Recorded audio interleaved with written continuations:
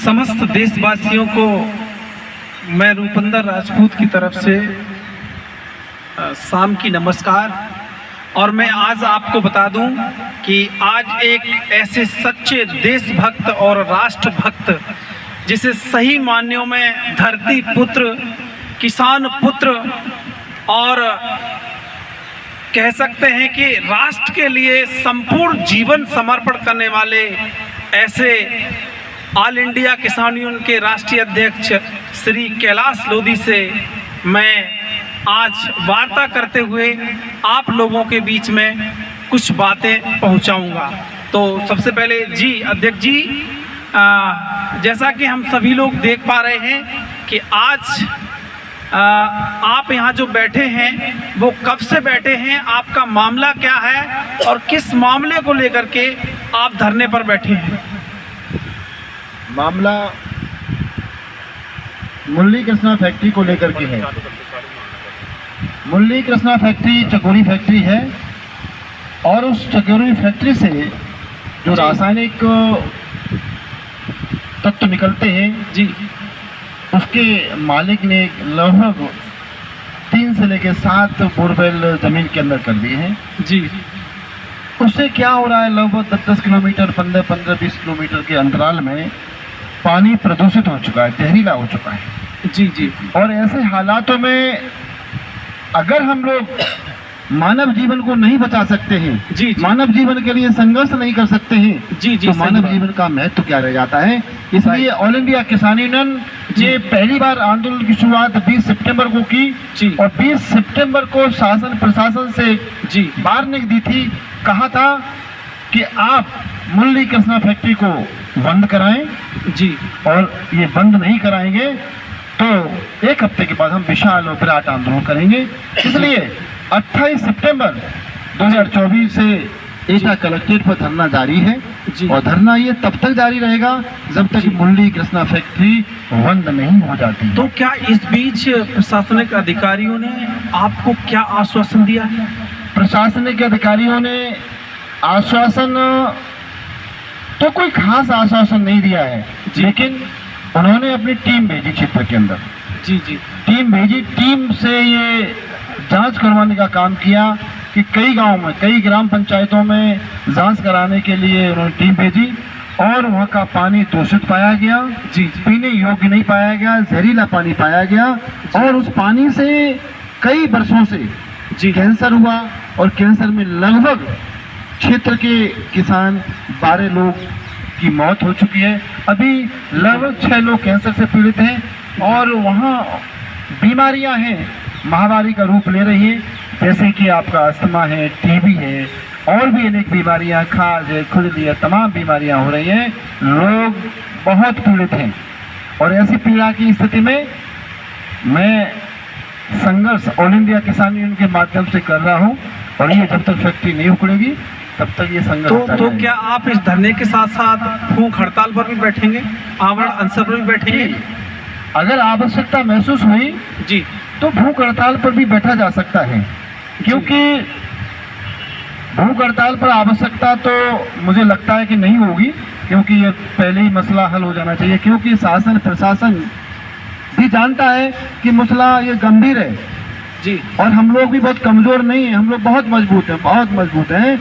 जिस तरीके से 3 कृषि कानून को लेकर के जी हम लोगों ने आंदोलन दिल्ली पर किया जी जी, ऑल इंडिया किसान यूनियन संयुक्त मोर्चा का घटक दल है, हम लोग 1.5 साल दिल्ली पर आंदोलन किया था, और 3 कृषि कानून वापस कराने के लिए संघर्ष मिलके किया, और प्रधानमंत्री को 3 कृषि वापस लेना पड़ा। और प्रधानमंत्री जी ये कहते हैं कि हम भारत को स्वच्छ जल देंगे। जब स्वच्छ जल की आप परिकल्पना कर रहे हैं तो फिर एटा में क्यों नहीं आप स्वच्छ जल दे रहे हैं, जहरीला पानी दे रहे हैं जी जी। एटा तक जहरीला पानी हो चुका है, अगर एटा का भी अगर हम पानी 1 घंटा तक रखते तो पीला हो जाता है।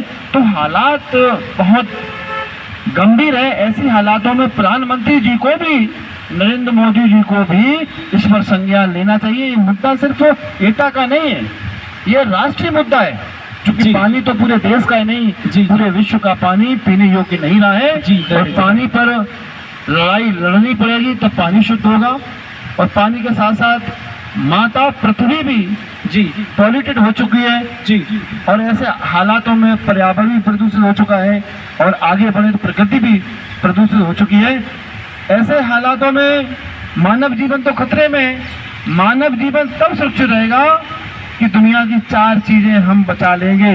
पानी, पृथ्वी, पर्यावरण, प्रकृति बचेगी। तब बचेगी कि यहाँ बदरिया के पास जो फैक्ट्री है उखड़ जाएगी। उखड़ इसलिए जाना चाहिए क्योंकि मानव जीवन खतरे में, रोजाना परेशानियां हो रही हैं लोगों को। अच्छा बताएं, दिल्ली में तमाम फैक्ट्रियां थी, उखड़ गई। नोएडा से उखड़ गई, देश के भिन्न भिन्न भागों से फैक्ट्रियां उखड़ी हैं। तो ये क्यों नहीं उखड़ेगी? उखड़ेगी। और हम लोग तो कोई अगर जिद्दी है तो हम वहां जिद्दी हैं। जब तक आंदोलन करेंगे, चाहे कितना भी वक्त क्यों लग जाए, मुरली कृष्णा चकोरी फैक्ट्री को उखाड़ के फेंकेंगे। ये तब तक आंदोलन जारी रहेगा। अगली बात ये है आपसे कि क्या आपके साथ यहाँ के जो लीडर्स हैं उन्होंने क्या आपका साथ दिया है कि वो केवल स्वार्थ के लिए ही यहाँ के लोगों को गुमराह कर रहे हैं? इस बात पे आपको कुछ कहना है? देखिए, यहाँ की जो शासन में बैठे लोग जिन्हें हम विधायक कहते हैं, सांसद कहते हैं, उन्हें कोई मतलब नहीं है। केवल लोग वोट तक सीमित हैं। जनता से वोट लेने के लिए 15 दिन प्रयास करते हैं, ज्यादा से ज्यादा कोशिश करो 1 महीना प्रयास करते हैं। जनता हमारी भोली वाली होती है, किसान, गांव, गरीब बहुत भोले वाले लोग होते हैं। वो सही बात को पहचान नहीं पाते हैं और इनकी मीठी मीठी बातों में आ जाते हैं, उनको वोट दे करके MLA MP बना देते हैं। But they are not leaders, they are dealer in the money system. How in the money, वो सिर्फ धन उपार्जन के लिए काम कर रहे हैं, जनता को न्याय दिलाने के लिए काम करते ही नहीं है। जो सांसद और विधायक, नेता कहना ठीक नहीं है लोग, they are not leader. Only for purpose leaders collect money. जी, आज के दौर के पूरे देश का जितना भी MLA MP सांसद है, वो सारे लोग collect the money, how gain the money only. Thank you.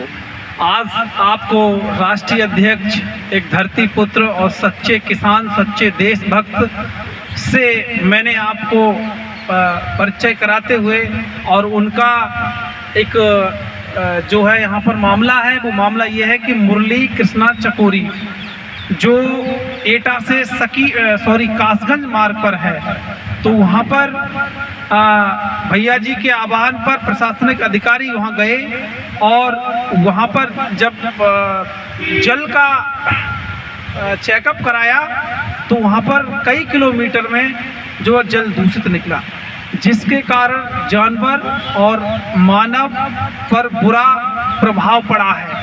और उसी के उपलक्ष्य में भैया जी यहाँ पर आज 23 दिन से बैठे हुए हैं और कहीं ना कहीं मुझे तो ये लगता है कि प्रशासनिक अधिकारियों के कान में जू रेंग गया है, इसलिए भैया जी की बात अभी सही से नहीं सुन पा रहे हैं। मैं अधिकारियों को ये भी बता दूं कि मैं भली बात भैया जी को जानता हूं कि बस न कुबस कह सकते हैं कि बस में ना सही तो कुबस में सही, लेकिन भैया जी का काम तो यहाँ के अधिकारियों को करना पड़ेगा। मैं काफ़ी आभार करता हूँ, धन्यवाद करता हूँ भैया जी को इस कार्य के लिए। ये जो आपने नेक कार्य किया है, इससे पहले कई ऐसे नेक कार्य आपने देश के कोने कोने में किए हैं और पूरा जीवन सही मायनों में, सही जगह, सही देशभक्ति और सही समाज सेवा में आपने खपाया। उसके लिए मेरा सतत आपके लिए प्रणाम, धन्यवाद।